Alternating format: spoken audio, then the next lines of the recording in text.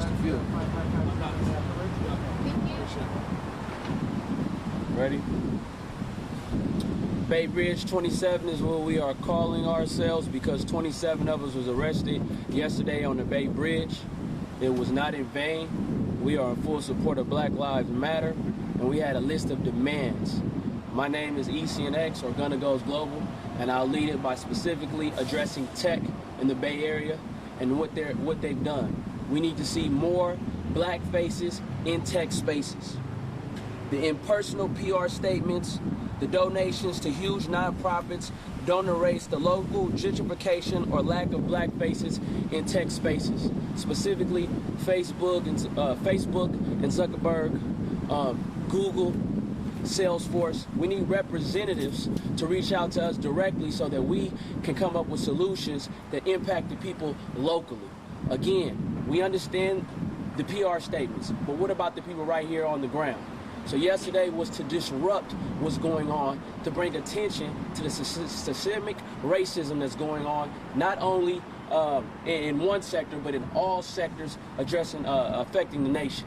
I'm also going to talk about, excuse me, I lost my breath. Also going to talk about hiring practices. We want to recruit people in tech spaces that look like those who live around here.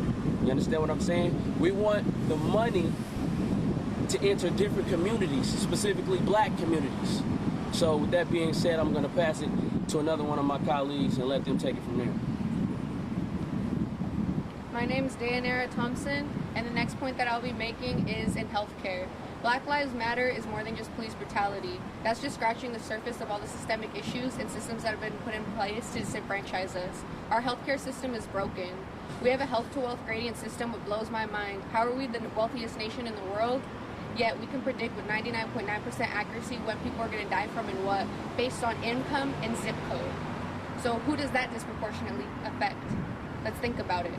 Not only that, what is United Healthcare doing for our people? These algorithms have been put in place. They know about it.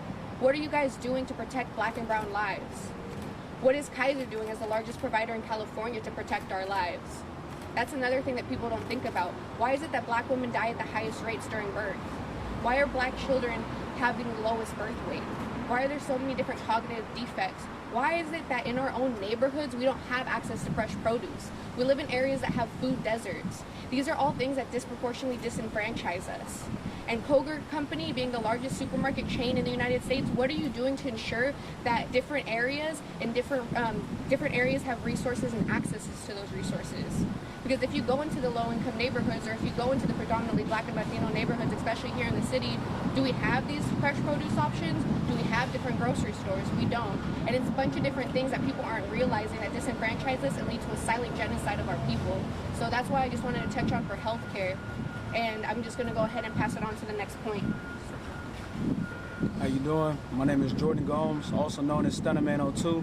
Like my colleagues so proficiently said, there's a lot of problems that need to be addressed. Two of them are gentrification as well as education. Gentrification is a pandemic that is sweeping the nation, but in San Francisco, it's more like colonization rather than gentrification. The word native can be synonymous with minority at this point because there's not a lot of natives here in the city or in the Bay Area in total. Along with gentrification, it's become so rampant and aggressive that has allowed over 8,000 homeless people to be prominent in our city. What we want to do is to make sure we change that. We want the city to take a hard look at the homelessness, the hard look at the disproportionate rates that people have to pay for housing, and to make sure we change that. In Oakland, for every 4 houses, there's 1 homeless person. In San Francisco, there's over 30,000 vacant properties that can easily be solved, or these homelessness can easily be solved by putting these people in these properties. Beyond that, we know that redlining has a direct effect into education. We want less policing and more teaching. By reallocating the funds from the police department into education, teachers can get paid better wages, and we can have things like after-school programs, mental health check-ins, we can have morning programs, just overall things that our children need in public schools to help them succeed, because the youth are the future.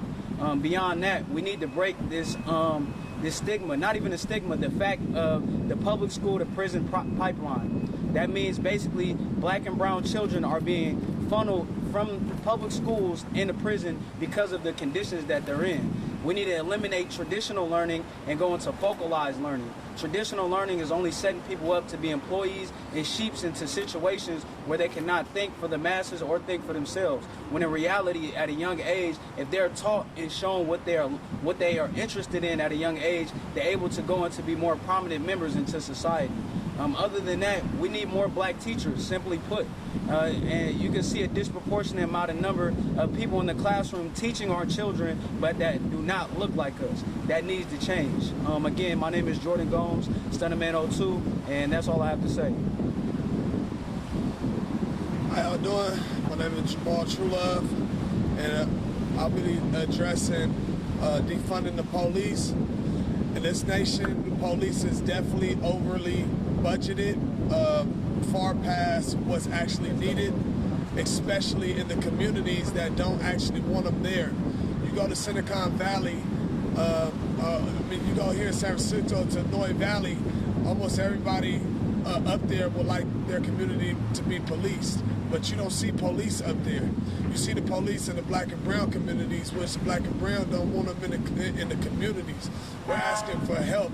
Help us help ourselves, by letting us, giving us resources, more resources to be able to police our own community by way of funding, by way of defunding the police 75% and give those same amount of funds towards education, towards mental health, like Jordan was talking about the school to prison pipeline. So we're not only talking about police officers, we're talking about CDC officers also. The jails is overcrowded. We're only, as black people, 13% of this country, but we populate jails and prisons by 37%. So just understanding things like that and understanding where funds actually needs to go. It needs to go to healthcare. It needs to go to education and into the communities that has been put in situations where we have food deserts. Like my other colleague was talking about. So it's not. We understand that defunding the police ain't necessarily just wiping out the police all in general. We're talking about defunding them to the point where the people who want the police in their community, they can have them in their community, but in our community, we need funding for our community so we can police it ourselves, and we need to be able to give better education, better foods, and all of these, and mental health care at the end of the day, in our communities, our black and brown communities throughout the nation. Not only here in San Francisco, but most definitely here in San Francisco. Before we wrap it up, I want to be clear on the demands. This man was talking about gentrification and education. So we're talking about underfunded schools being fully funded, them having access to tablets and iPads and whatever else they need to be great students. We're talking about health. We're talking about people being able to live longer, specifically black people. Affordable rent, re-gentrifying things, meaning San Francisco's at 3.5%, we want it at 10%. Black. The same way laws specifically negatively impact black people, we want positive initiatives. So if anybody out there feels any type of way about it, understand when these laws are made specifically to negatively impact us, there's nothing to be said. But now that, economic inclusion is key. Wells Fargo Bank got a lot of money, a lot of other banks out there. Economic inclusion and infusion is pivotal.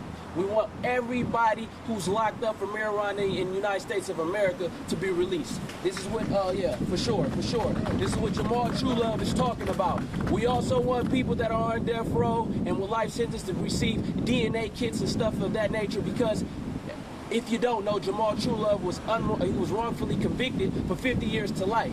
So had he not been vindicated, he wouldn't be allowed to be here right now. So we need cases to look at, because racism has penetrated the judicial system from the very inception of it. You understand what I'm saying? So that's economics, that's technology. If technology is the future, excluding black minds is a crime within itself. And that's what we're here to do. Bring change. And my brother John from the Mission. speak to Telemundo. Hola, buenas tardes, mi gente. I'll say it in English and then in Spanish. My name is John Jacobo, Latino from the San Francisco Mission District, and I'm standing in solidarity with Black and Brown communities to eliminate the misconception that is tried to be perpetuated through media that there somehow is not solidarity. All of us fight the same struggles and live in the same communities. We are neighbors. We are bonded in the struggle together. And so I want to reiterate and double down to any of the anti-Blackness, any of the colorism that exists within community in any space must be checked and must be eradicated. When our Black brothers and sisters are given a platform and the ability to be successful, everybody else follows with that. And so I need to double down on that. And for a moment, to our young lives out there, we see many police officers, many young men of color that look at policing as the way to remedy some of the problems that exist. Let me remind you that they're giving you the wrong solution. Thinking that policing with the gun will fix the healing or the pain, will bring healing to the violence that is inflicted in our community sometimes is not the answer. Investing in the problems that exist and fixing them at the root is the answer. So before you look at becoming a police officer, look at how you can invest in your community and put pressure on elected officials to ensure that they are investing correctly for our communities to be successful. So I will try to summarize that in Spanish. Para toda mi gente de la comunidad latina, mi nombre es John Jacobo y estoy del vecindario de la Misión. Y les quiero decir bien claramente que como latino, aquí estamos mano y mano con nuestra familia afroamericana, nuestra familia negra que existe en Latinoamérica. Nosotros tenemos que estar al lado de la comunidad negra y darle el poder que merecen, porque si ellos salen adelante, nosotros también salimos adelante. Y es una cosa importante que tenemos que entender. Encima de eso, tenemos que asegurar que el racismo no exista adentro de nuestra comunidad. Cuando gente habla de que los negros son esto o lo otro, uno tiene que parar a ese momento y decir que eso ya no vale. Eso ha sido dado a los otros por los europeos y la gente blanca que quieren que nosotros creamos que somos diferentes, pero no somos. Estamos en los mismos barrios y tenemos que estar juntos en esta lucha para la justicia. Gracias. We got one more speaker. Hi, my name is Khadijah Lott. I'm here because I wanted to also touch bases on a topic that I don't think we discuss often, which is reparations. I believe that in order for a group of people to be self-sufficient and to sustain themselves, it's so they can collectively, grab onto their resources and apply that and show the world that we can actually live in peace and harmony amongst one another. We're actually not a group of people who are savages and thugs like it's perpetuated. Never have been. We just haven't had the platform to show who we actually are as a people. We're a people of peace. We're a people of harmony. We're loving. We're caring, and we will take the shirt off our backs to give if we can. But we just hadn't had that. So I just wanted to throw out there that reparations is a big deal. We've been set back from the jump. It's really sad that we can't peacefully protest on foreign land. We're stolen people on stolen land, and we can't protest. Our voice is what we have. And so for us to be silenced because police want to antagonize us, as we rightfully do so as protesting, it's extremely unfair. So this whole thing has to be reformed and changed in order for us to make progression in this life. And, I'm just here to say that I love each and every one of you who have came out to show your support. It means a whole lot, and we're just going to keep moving forward. Thank you. Definitely modern. Make sure you register to vote. Cool. Yeah. Any questions from the media? Can you talk about the Bay Bridge takeover yesterday? Yeah. What about it? How do you think it went? It was successful. You guys are here, so we're very proud of shutting down the Bay Bridge. Hopefully everybody made it home safe after. The police actually held up traffic longer than we did, though. So we want to put emphasis on that. Then shout out to whoever set it up, man. We appreciate the posts and stuff like that. Yeah. it definitely was able to create a platform for even right now today. If we don't do that yesterday, then this doesn't happen today. Yes. You know, so I call for everybody, you know, out there who wants to have a voice to figure out how you protest in a peaceful way, which yesterday was a peaceful way of protesting. Though we are on still American land, when you think about what the bridge actually is, it's still a freeway, you know, that connects two cities. So just understanding that and what the message was behind it all, it was a success. And also, 4 or 5 hours of disruption doesn't make for a lifetime of disruption due to racism when you're black. So I want people to know that too. Okay, Yeah. sure. Big shout out to the to BB27 for everybody that stood there and didn't run off and let their voices be heard. You know, with protests. Big shout out. Bay Bridge 27. Yep. Any more questions? Y'all kind of dry on the other side. What's going on, man? Ain't coming no questions. I probably want to do one on. All right. Let's go. Good. All right. Thank y'all for coming down.